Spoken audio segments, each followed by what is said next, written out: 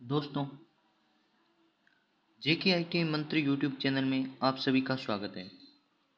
दोस्तों, हमारे टेंस का टॉपिक चल रहा है और उसी में आज पास्ट कंटिन्यूज टेंस के बारे में आज बात करेंगे। पास्ट कंटिन्यूज टेंस का यूज कैसे करते हैं, इसके फॉर्मूलाज और कुछ एग्जांपल्स के साथ आज पास्ट टेंस का टॉपिक पूर्ण करेंगे। इससे पहले हमने प्रेजेंट टेंस और पास्ट सिंपल टेंस पर वीडियोज अपलोड कर दिए हैं, तो आप ज़रूर देखें। तथा इलेक्ट्रिशियन थ्योरी से related very important videos upload है, तो आप प्लेलिस्ट से उन्हें देख सकते हैं। दोस्तों, आज के इस वीडियो में हम पास्ट कंटिन्यूज टेंस के फॉर्मूलेज और एफर्मेटिव, नेगेटिव और इंट्रोगेटिव सेंटेंसेज में उनका यूज किस प्रकार किया जाता है ये जानेंगे। तो दोस्तों, यदि वीडियो पसंद आए तो इसे लाइक करें, अपने फ्रेंड्स के साथ शेयर करें तथा चैनल को सब्सक्राइब करना न भूलें। तो चलिए शुरू करते हैं आज का हमारा टॉपिक, पास्ट कंटिन्यूज टेंस।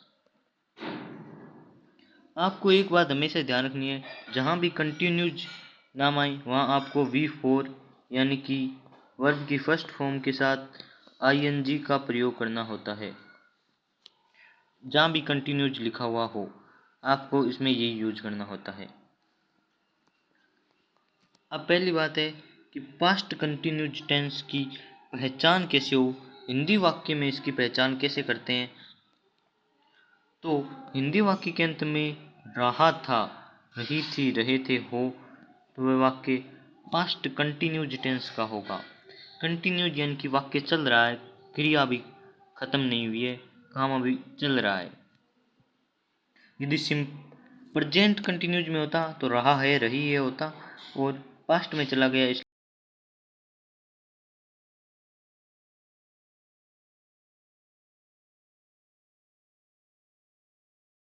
रहा था, रही थी। ये हिंदी वाक्य की पहचान है। यदि हिंदी वाक्य में आपको ये लिखा मिल जाए तो आप समझ लीजिए ये पास्ट कंटिन्यूज टेंस है।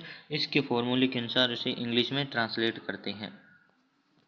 अब यदि आपके एग्जाम में दिया हो कि इंग्लिश में सेंटेंस है और आपको केवल वर्ब भरनी होती है, तब आपको कौन कौन सी एडवर्ब याद रखनी है वो देख लीजिए।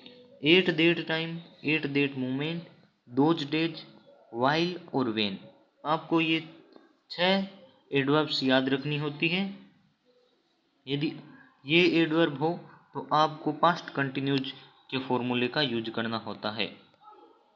और आपने देखा था कि हमने जब प्रेजेंट कंटिन्यूज किया था, इसलिए उस टाइम था at this time, at this moment, these days, ये था। अब क्या आ गया, एट डेट टाइम, यानी कि ये पास्ट की घटना होगी, डेट मोमेंट, दोज डेज। आपको बस इतना ही ध्यान रखना है। अब आ गई हेल्पिंग वर्ब की बात करें तो हेल्पिंग वर्ब में क्या है कि इसकी 2 हेल्पिंग वर्ब होती है, वाज और वर। आप सभी को पता ही होगा कि इनकी वाज और वर 2 हेल्पिंग वर्ब होती है पास्ट कंटिन्यूज टेंस की। वाज का प्रयोग करते हैं singular he, she, it, name के साथ, और प्लूरल का वर का यूज करते हैं प्लूरल, इनकी वी, यू, दे के साथ। अब आपने देखा था कि इसमें आई कहीं नहीं लिखा हुआ है, तो आप चाहे तो आई के साथ वर यूज कर लीजिए या वाज कर लीजिए। ज़्यादातर आई के साथ पास्ट कंटिन्यूज टेंस में वाज का यूज होता है, और सब टेंसेज में वाज को प्लूरल, आई को प्लूरल मानना है। जैसे आप देखेंगे कि यदि पास्ट परफेक्ट की बात करें तो उसके साथ हेड आएगा, एक ही वर्ब है। फ्यूचर में बात करेंगे तो भी आई के साथ आई को प्लूरल माना है, और प्रेजेंट में भी प्लूरल माना है। पास्ट के और टेंसेज में इसे प्लूरल माना है, पर यहाँ इसे सिंगुलर के साथ वाज का यूज किया जाता है, आई के साथ वाज का यूज। वैसे भी पास्ट में आई सिंगुलर ही मान लीजिए। तो आपको पता चल गया इसकी 2 वाज और वर हेल्पिंग वर्ब है। अब फॉर्मूला क्या है, तो फॉर्मूला सिंपल है, इसमें कुछ आपको याद रखने की जरूरत नहीं है। सब्जेक्ट हेल्पिंग वर्ब आपकी क्या है, वाज वर, वाज और वर, ये हेल्पिंग वर्ब आपकी। और वर्ब की फर्स्ट फॉर्म के साथ आईएनजी, यानी आपको पता चल गया वर्ब की फोर्थ फॉर्म और ऑब्जेक्ट, ये आपका फॉर्मूला है। Subject helping verb, was were, V1 plus I N G यानी कि वर्ब की फोर्थ फॉर्म, और आपका ऑब्जेक्ट अदर्स एडवर्ब्स कोई भी हो वो आ जाएगा। अब एफर्मेटिव सेंटेंसेज की बात कर ली जाए तो एफर्मेटिव सेंटेंसेज का फॉर्मूला भी यही है, मेन फॉर्मूला अपना यही है। इंट्रोगेटिव में हेल्पिंग वर्ब आगे होती है और नेगेटिव में हेल्पिंग वर्ब के बाद नोट लगता है, बस मेन फॉर्मूला मेरा यही होता है। Subject plus helping verb was verb, verb की फर्स्ट फॉर्म प्लस आईएनजी और ऑब्जेक्ट, ये हमारी फॉर्मूला है।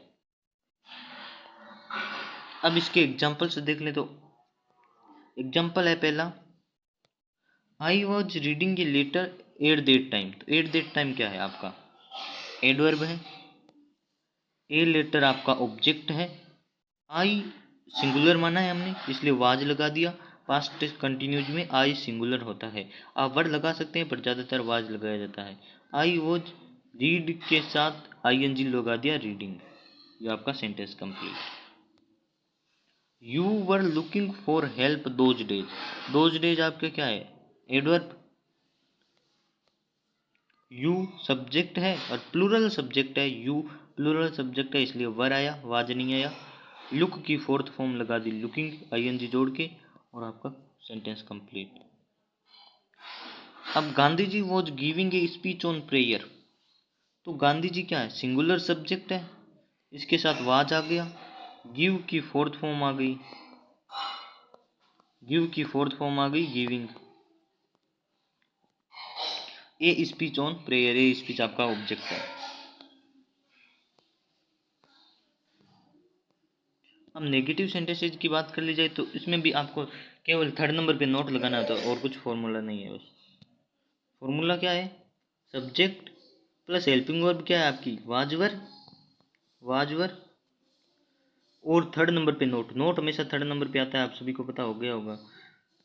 तो फर्स्ट सेकंड और थर्ड नंबर पे नोट लगा दिया और V1 के साथ आईएनजी यानी वर्ब की फोर्थ फॉर्म लगा दिया आपने और ऑब्जेक्ट, सेंटेंस नेगेटिव।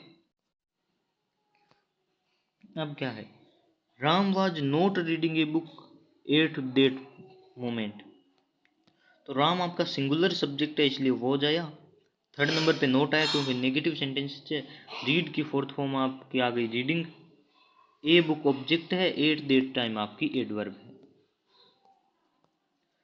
अब है she was not cutting the tree those days, यानी कि सी क्या है आपका सिंगुलर सब्जेक्ट है इसलिए वो जा गया, यू होता तो वर आता, वी होता तो वर आता, आई होता तो वा जाता, थर्ड नंबर पे आप क्या आ गया नोट और कट की फोर्थ फॉर्म हो गई कटिंग। द ट्री या आपका ऑब्जेक्ट है, ये आपकी एडवर्ब है। अब आपके पास है इंटरोगेटिव सेंटेंसेज यानी कि प्रश्नवाचक वाक्य, इंटरोगेटिव सेंटेंसेज यानी प्रश्नवाचक वाक्य जिनमें आपसे क्वेश्चन पूछा जाता है, बस इनके पास्ट में क्वेश्चन पूछने का तरीका है ये।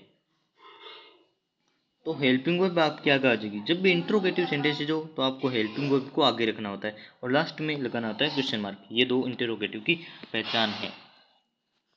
तो आपकी हेल्पिंग वर्ब वाज वर्ब आगे आ गई, फिर आपका आ गया से सब्जेक्ट और वर्ब की फर्स्ट फॉर्म के साथ क्या आ गई आईएनजी, वर्ब की फोर्थ फॉर्म हो गई ऑब्जेक्ट और लास्ट में आ गया क्वेश्चन मार्क, ये आपका फॉर्मूला कंप्लीट।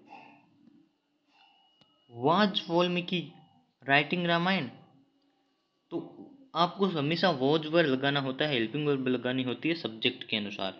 तो सब्जेक्ट आपका क्या है वाल्मीकि है या वाल्मीकि है, तो वाल्मीकि सिंगुलर सब्जेक्ट है इसलिए आपके पास आया वाज, यहाँ वी यू होता तो वर लगाते, वाल्मीकि के लिए आया वाज, फिर सब्जेक्ट आपका वाल्मीकि, राइट की फोर्थ फॉर्म राइटिंग, रामायण आपका ऑब्जेक्ट और question mark. Was a lion sleeping under a tree, तो आप जब भी कोई भी पुरानी कहानियाँ लगा बनाते हो तब इस टेंस का यूज कीजिए। इसमें लॉयन एंड माउस ट्री से एक लाइन है कि was a lion sleeping under a tree, तो ये क्या है वोज क्यों आया क्योंकि ए लोइन आपका एक ए लोइन आपका सब्जेक्ट है, सब्जेक्ट के अनुसार सिंगुलर सब्जेक्ट के लिए आया वॉज, स्लिप की फोर्थ फॉर्म स्लीपिंग हो गई, अंडर ए ट्री आपका ऑब्जेक्ट ए ट्री हो गया। इंट्रोगेटिव नेगेटिव सेंटेंसेज यानी कि प्रश्नवाचक नकारात्मक वाक्य, तो आपको क्या करना है, प्रश्नवाचक हेल्पिंग वर्ब आएगी क्योंकि प्रश्नवाचक है, सब्जेक्ट आपका सेकंड नंबर पे, थर्ड नंबर पे नोट आता है क्योंकि नकारात्मक वाक्य है, और वर्ब की फोर्थ फॉर्म आ जाएगी और ऑब्जेक्ट, यानी कि helping verb plus subject plus not plus fourth form और ऑब्जेक्ट और क्वेश्चन मार्क लगाए। तो वही सेंटेंसेज है, उनमें क्या है कि was Valmiki not writing Ramayana, यानी कि वॉच आपका वाल्मीकि के अनुसार आ गया सिंगुलर सब्जेक्ट के लिए, थर्ड नंबर पे आपका नोट आ गया और राइट की फोर्थ फॉर्म राइटिंग आ गई, रामायण आपका object. Was a लोयन note sleeping under a tree, यानी कि वॉज आपका आया ए लोयन के लिए, ये सिंगुलर सब्जेक्ट है इसलिए वॉज आया, नोट थर्ड नंबर पे आया क्योंकि नेगेटिव वाक्य है, स्लीपिंग स्लिप की fourth form, under a tree आपका ट्री ऑब्जेक्ट और क्वेश्चन मार्क।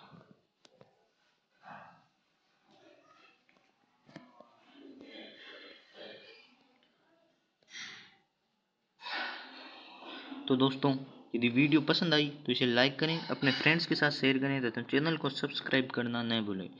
ऐसी ही कमाल की वीडियो आपको मिलती रहेगी।